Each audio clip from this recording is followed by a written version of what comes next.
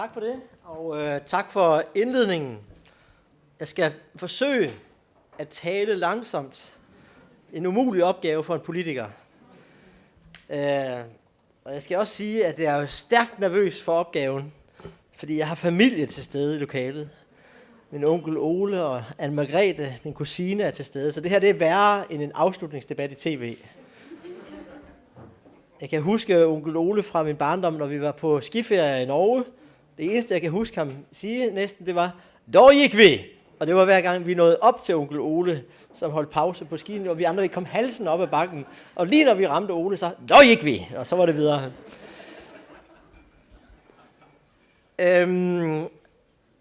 Det at starte et politisk parti, det er en meget stor opgave. Havde jeg vidst, hvor stor en opgave det var, så havde jeg aldrig kastet mig ud i det. Historien om Liberal Alliance starter nogle år før 2007, som det blev nævnt. Jeg var kommet i Folketinget i Danmark i 1998.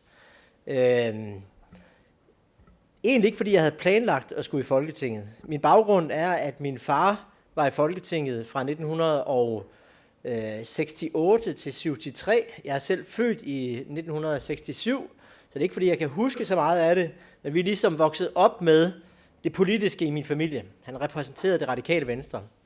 Og på et tidspunkt i 1994, der manglede det radikale Venstre en folketingskandidat i Horsens. Der var simpelthen ikke nogen, der overhovedet ønskede at stille op til Folketinget for det radikale Venstre. Og derfor ringede man så til min far og spurgte, om der ikke var en af hans mange børn, der ville tage chancen. Så lavede vi sådan en flaskehalsen peger på, og så blev det mig, der fik opgaven. Jeg kom ikke ind i 1994, og i 1998, der var der klar udsigt til i Danmark, at vi skulle have en konservativ-liberal regering. Uffe Ellemann-Jensen var leder af det liberale parti Venstre i Danmark, men han tabte jo med et meget, meget snævert forløb. Han tabte med 168 stemmer på Færøerne, for at det ikke skal være løgn. Og derfor så fortsatte den socialdemokratiske regering bakket op af det radikale Venstre. Jeg var som sagt stadigvæk stillet op for det radikale Venstre der, men var ikke blevet valgt ind. Men det radikale Venstre valgte at blive i regeringen. Og så byttede man lidt ud på ministerposterne. Ud gik 2 ældre mænd, og ind kom så 2 yngre kvinder, nemlig den nuværende leder af det radikale Venstre, Margrethe Vestager, og Elsebeth Gerner Nielsen, som blev kulturminister.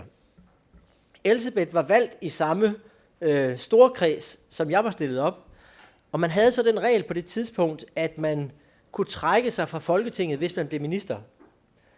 Så det gjorde Elsebeth, og derfor så skulle hun så have sin suppleant i Folketinget.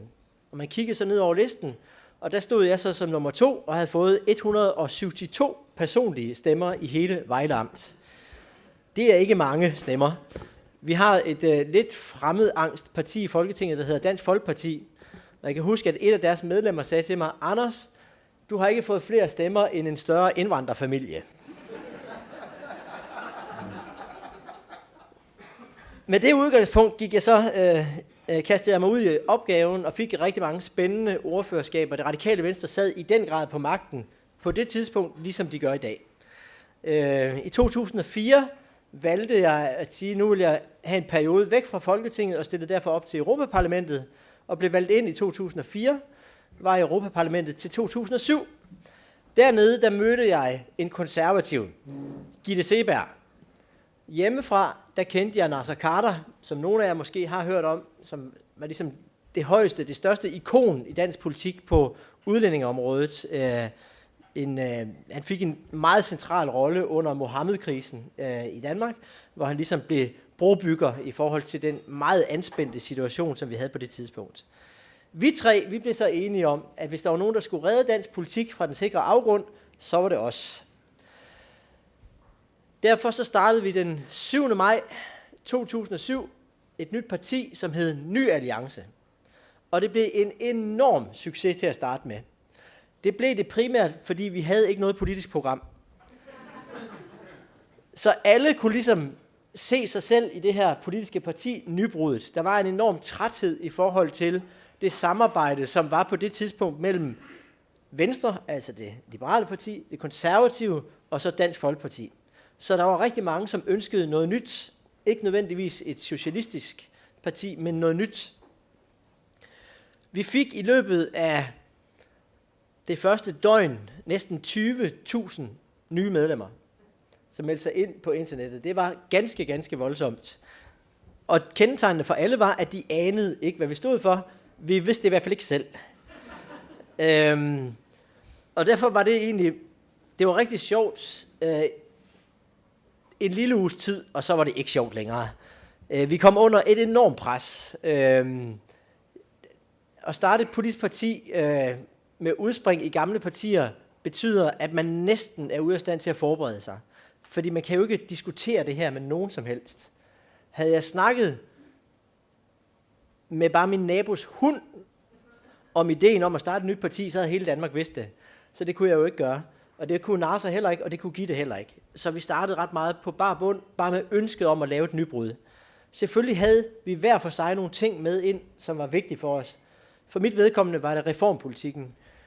Få en ny skattepolitik, mindre skat, mere effektiv offentlig sektor. Det var det, jeg bragte med ind. Nasser havde noget andet, Gitte havde noget tredje. Det viser hurtigt, at det at være 3 i ledelsen er en dårlig idé. Delt ledelse er ingen ledelse. Vi kunne stort set ikke træffe beslutninger.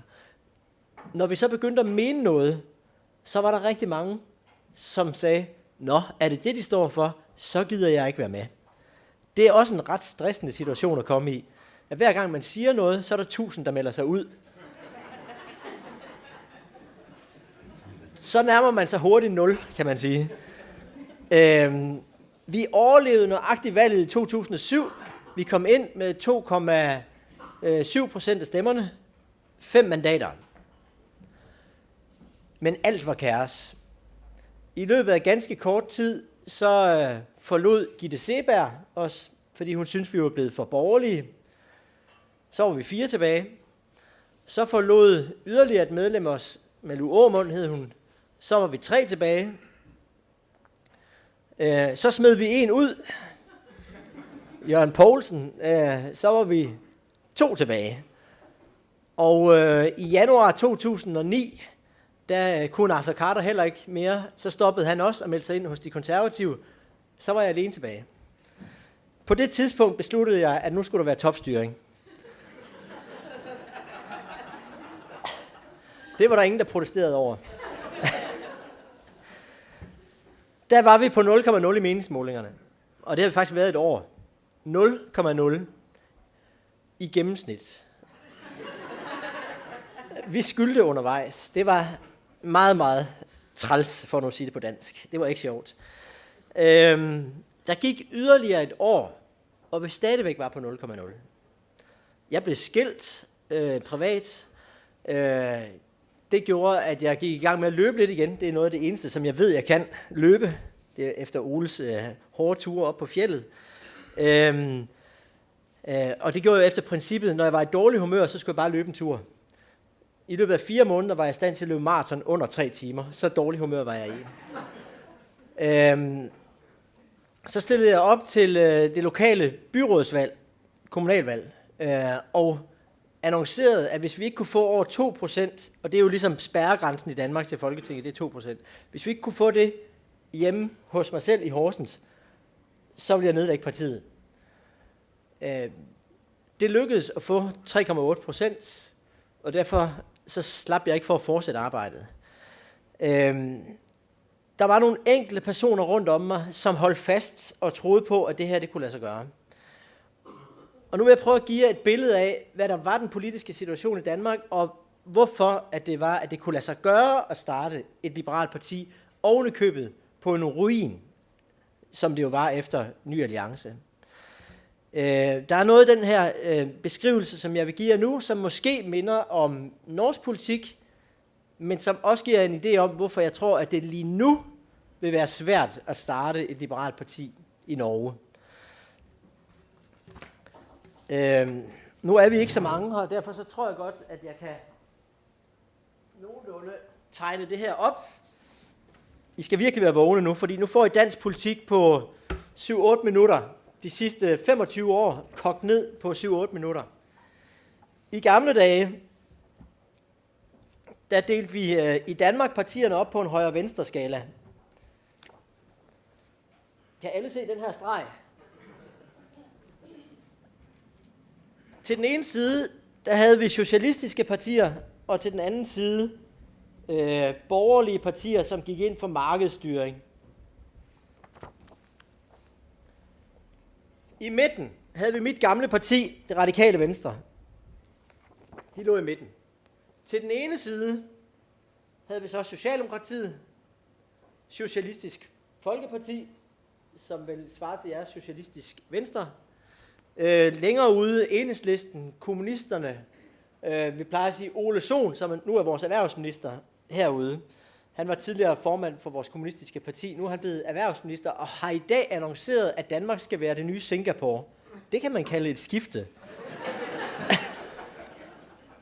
Til den anden side havde vi så det konservative Venstre, som altså er vores liberale parti, og endnu længere ude i gamle dage Fremskridtspartiet. Fremskridtspartiet kom jo i Folketinget der i 73 i Danmark med et mål om 0% skat. 0% skat. Sådan så det ud i gamle dage. Så kom der en ny dimension ind op igennem 80-tallet og 90-tallet. Opad global orientering, nedad national orientering. Sådan her. Nu har vi en firefeltstabel, og det gør mig meget tryg. Jeg er nemlig uddannet statskundskab, og det er det eneste, vi kan, det er at tegne firefeltstabeller. Det gør livet meget nemmere.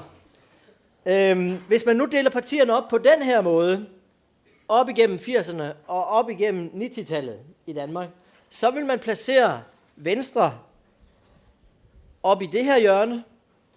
Et globalt markedsorienteret parti, Uffe Ellemann, som gik ind for EU, lavere skat, højere pensionsalder osv.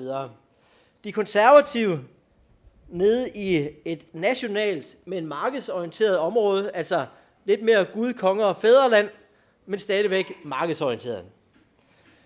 Så vil man placere Socialdemokraterne over i det her hjørne. Kan I følge med alle sammen stadigvæk? Fordi det er jo det parti, der opfandt velfærdssamfundet, som ikke mener, der er nogen, der kan lære Danmark noget som helst. Det er kolonihave, det er en Carlsberg-øl, og det er Dannebrogs flag hernede i det her hjørne. Og så Socialistisk Folkeparti op i det her hjørne, lidt mere globalt orienteret, men stadigvæk altså over i den socialistiske retning, globalt orienteret forstået på den måde, at de fangede miljødagsordenen før Socialdemokraterne, altså globale udfordringer, grænseoverskridende problematikker. Det radikale Venstre, mit gamle parti, vil man placere rigtig godt op ad den globale linje. Nogen vil påstå helt ude af skemaet. Så globalt orienteret var de.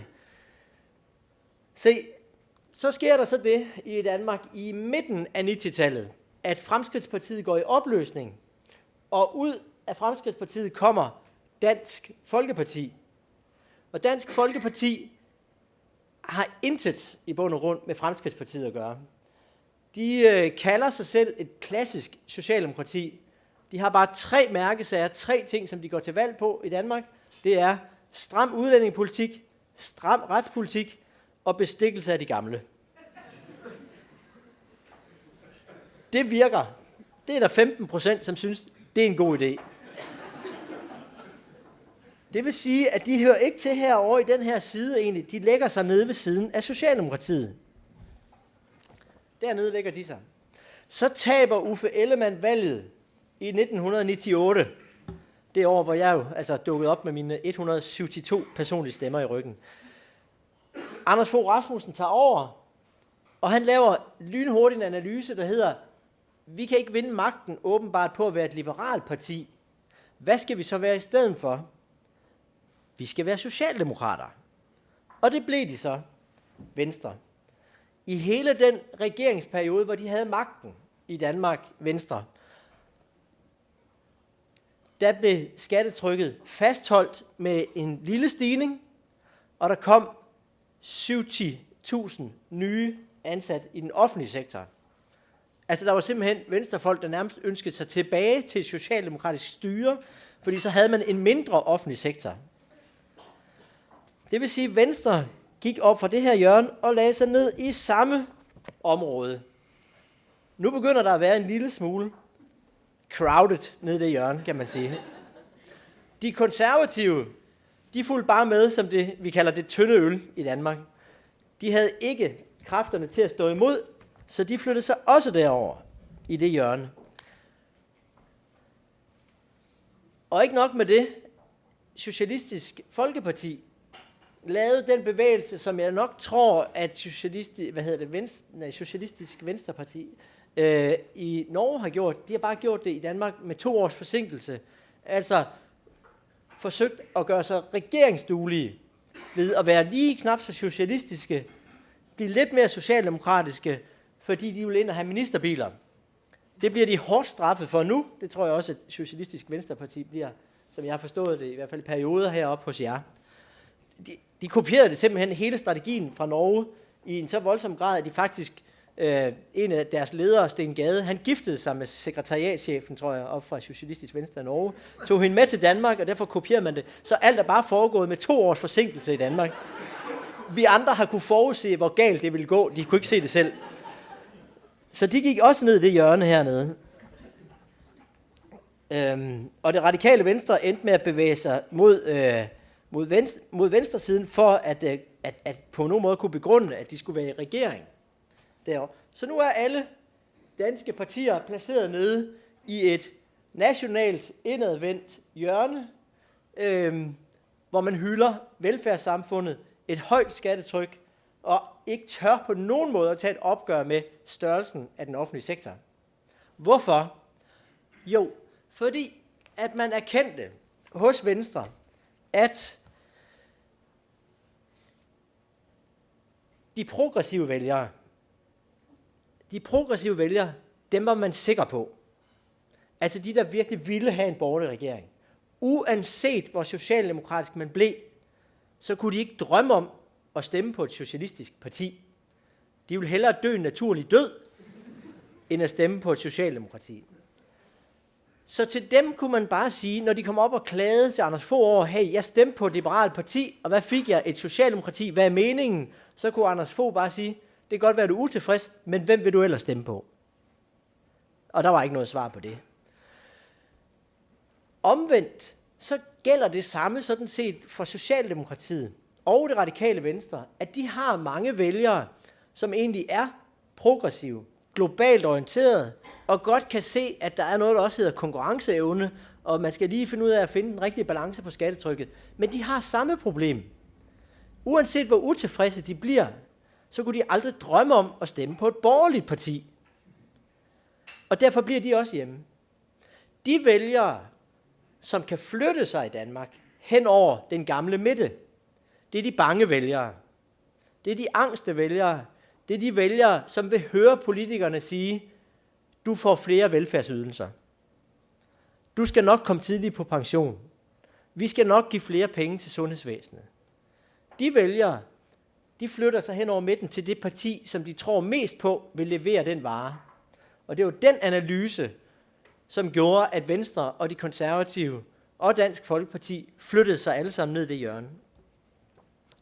Men I kan også godt se, at i den situation, der er der et kæmpemæssigt felt, hvor der ligesom ikke rigtig er nogen. Det er der Liberal Alliance ligger. Det var det vi egentlig, det var vores protest. Det var at gøre op med det og sige, nu skal det her have en ende.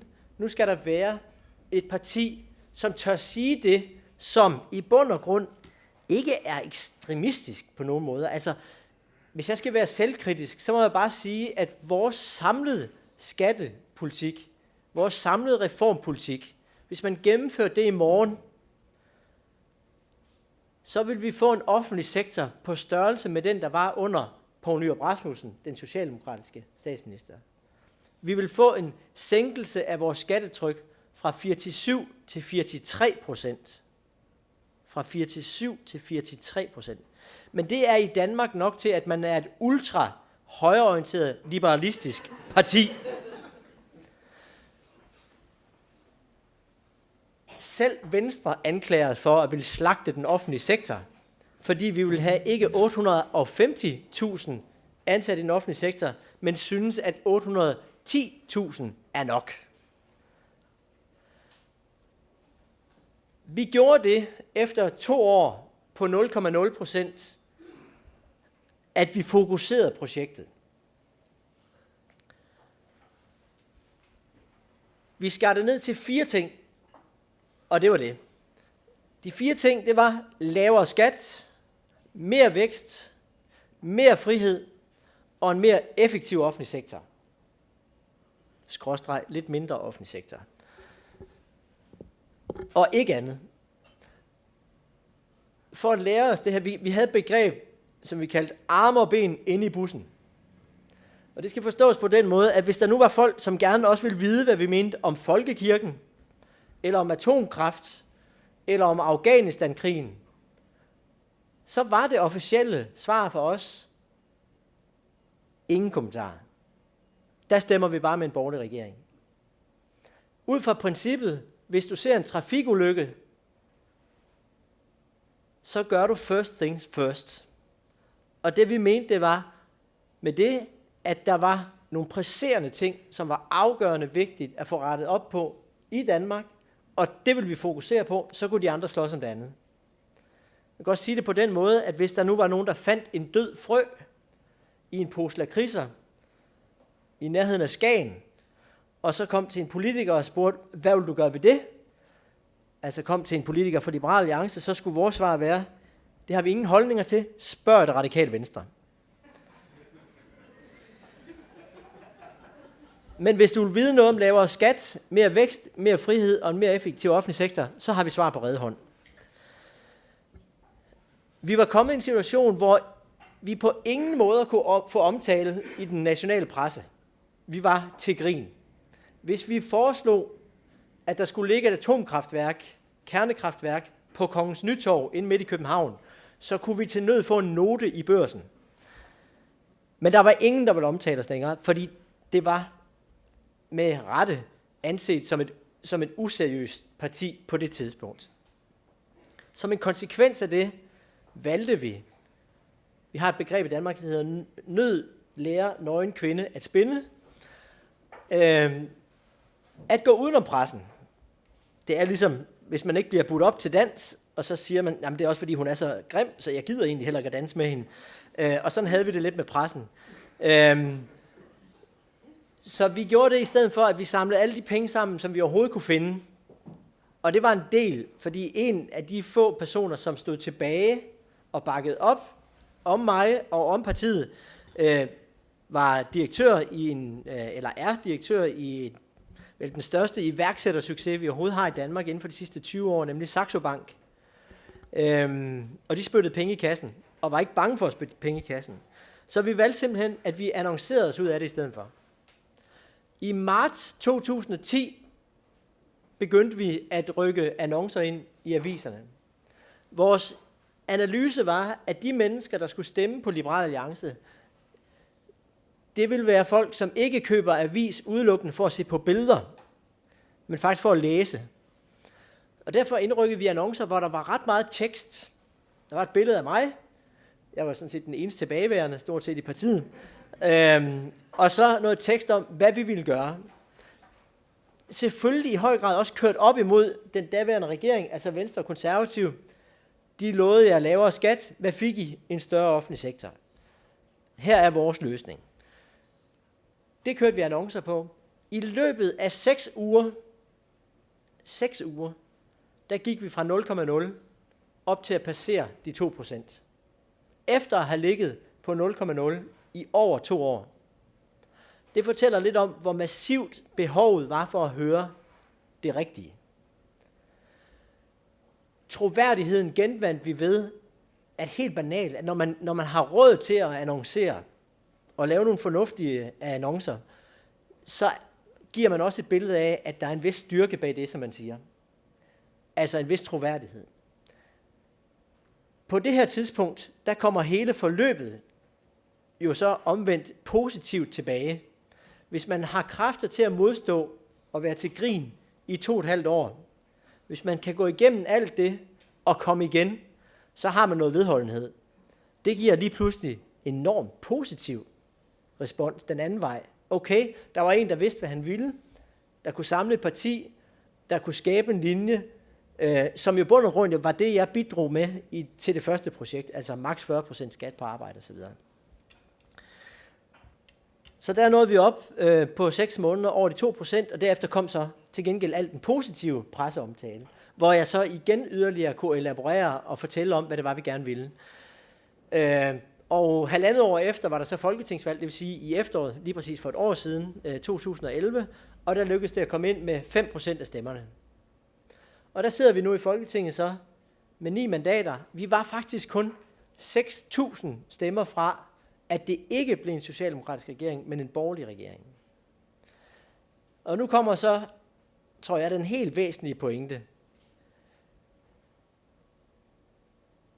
Hvis vi var kommet i den situation at have de afgørende mandater, hvad vil vi så bruge det til? Eller hvis vi kommer i den situation om 3 år, når der er valg igen, hvad vil vi så bruge det til? For mig er der ingen tvivl om, at der kommer vi til at forlange en høj pris. En af de ting, jeg er blevet spurgt om og fortælle om, det er hvor samarbejdet med de andre borgerlige partier. Nu findes der jo altså i Danmark, som I kan forstå, ingen andre borgerlige partier. Kun Socialdemokratier. Men her tænkes der selvfølgelig på Venstre og de konservative og til dels Dansk Folkeparti. For os er der ingen tvivl om, for mig er der ingen tvivl om, at vi kommer til at forlange en høj pris for vores mandater. Vi må aldrig ende i den situation, som Dansk Folkeparti endte i bund og grund i den gamle regering, og dermed også Venstre og Konservative, og omvendt som Socialistisk Folkeparti er endt i den nuværende regering, nemlig at man lader sig spise af med et par 100 millioner på en finanslov, som man så skal prøve at oversælge til en kæmpemæssig sejr. Vi har sagt, at vi går efter at have en maksskat på arbejde på 40%, på 80%, i dag er den på 56%. Det er ikke dyrt at komme ned på 40%. Vi har et samlet skatteindtægter i Danmark på cirka 900 milliarder kroner. Det koster maksimalt 15 milliarder at komme ned på maks 40%. Og det er endda før det, som man kalder de dynamiske effekter. De fleste økonomer er enige om, at det er gratis at fjerne den. Men I kan godt forstå, at regnestykkerne i aviserne, der viser, at de rige svin, de får alle lettelserne, og de fattige får ingenting. Det gør, at der er ingen partier, der tør foreslå det her, ud over os. Men det kommer de til at betale med. De kommer til at betale med en mindre offentlig sektor. Og hele begrundelsen for det her, det kan man simpelthen koge helt ned i noget personligt, også hos mig. Det har været så hård en kamp, at komme dertil, hvor vi er i dag, at jeg kan simpelthen ikke engang forsvare det over for mine børn, hvis jeg ikke sætter hårdt mod hårdt. Så der bliver sat hårdt mod hårdt. Og det er også det, vi har prøvet at forklare vælgerne. At nej, hos os, der får de ikke en bedre miljøpolitik, eller en anden Afghanistan-politik, eller et eller andet med døde frøer i lakridser i Nordjylland. Vi skal betales hver gang på lavere skat, mere vækst, mere frihed og en mere effektiv offentlig sektor. Kan det her så lade sig gøre i Norge på nuværende tidspunkt? Og her er det, at jeg så bliver en lille smule forbeholden. Fordi, som I nok kunne forstå på hele historien her, så udspringer vi jo selvfølgelig af, det erkender vi, en stærk utilfredshed med, at de gamle partier ikke leverede varen. Det radikale Venstre, Venstre og det konservative. Den situation er I jo ikke i nu. Jeres situation minder lidt mere faktisk om den situation, der var i Danmark op til valget i 2001, hvor der var en dyb træthed over for en socialdemokratisk ledet regering. Nu har man behov for noget nyt.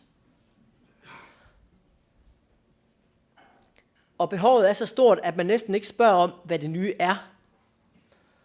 Hvis I spørger jer selv, kan I nævne 3 ting, som en borgerlig regering, altså en højreledet regering, vil ændre, hvis de får magten i morgen? 3 ting.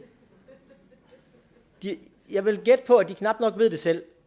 Jeg har været inde og kigge på deres hjemmeside, og der står flere penge til uddannelse, flere penge til uddannelse, flere penge til uddannelse. Det er nogenlunde det. Det er alle enige om. Det går jeg ikke ud fra, der er ikke nogen, der decideret påstår, at der skal færre penge til uddannelse. Men det kan man gå til valg på, hvis der er en tilstrækkelig stor træthed over for det, der var tidligere. Jeg har også prøvet at finde skattepolitikken inde på Højres hjemmeside. Der skal man helt ned i det højre hjørne, helt ned i bunden. Der står der så skattepolitik, og der står intet konkret. Men det kan lade sig gøre i den situation, vi står i nu, fordi behovet er bare for at komme af med en socialdemokratisk regering, no matter what. Men derfor kan det godt være, at i løbet af de kommende år, hvis det viser sig, at de ikke leverer det, som mange går og drømmer om, at så opstår der et behov. Så der er egentlig to veje, hvis man skal, som jeg kan se det, få ført en lidt mere liberal politik i Norge. Det er, at man samles i forer som det her, at man gør det tydeligt, at man er en faktor, og at man måske genfortæller historien fra Danmark om, hvad der kan ske, hvis man ikke leverer varen. Så der bliver noget internt pres. Men så længe, at man ikke har haft chancen i højre, i samarbejde med Fremskridtspartiet, som jeg kan forstå, det går hen og eventuelt bliver, og med Kristelig Folkeparti eventuelt, jamen så er det måske svært at skabe sådan fornemmelsen af behov for et liberalt alternativ på nuværende tidspunkt. Det var den historie, som jeg gerne vil fortælle jer. Det var mit bud på, hvorfor det kunne lade sig gøre i Danmark, hvorfor det muligvis kan være svært at gøre i Norge på nuværende tidspunkt. Men det betyder ikke, at jeg ikke mener, at behovet er der. Det er jeg sikker på. Den situation, som Europa står i på nuværende tidspunkt, den situation, som store dele af verden står i på nuværende tidspunkt, den kræver liberale svar. Den kræver ikke højere skattetryk. Den kræver ikke flere offentlige ansatte. Den kræver, at man bliver fokuseret på at få en skarpere konkurrenceevne. At man kommer i en situation, hvor man tænker som altså ikke fordi vi skal kopiere Singapore eller andet, men prøver at huske på, at der er nationer rundt om i verden, som på trods af krise faktisk vækster. Det er fuldstændig som Lego hjemme i Danmark, som i et marked, et legetøjsmarked på verdensplan, som skrumper, så er de forstået at stramme op, være fokuseret og vækste. Eller man kunne tage Oslo, eller en anden større by, og sige, hvis der nu er 50 bagere i byen, og der så er krise i byen, så betyder det jo ikke, at alle bagere går ned, eller sælger mindre. Den dygtige bager kan jo godt vækste i sådan en situation. Og det kan det dygtige land også, men for mig at se, er der ingen tvivl om, at det kræver liberale svar. Deraf kan komme den vækst og de indtægter, som gør, at man faktisk kan gøre alt det gode, som man gerne vil. For eksempel investere mere i uddannelse. Tak for ordet.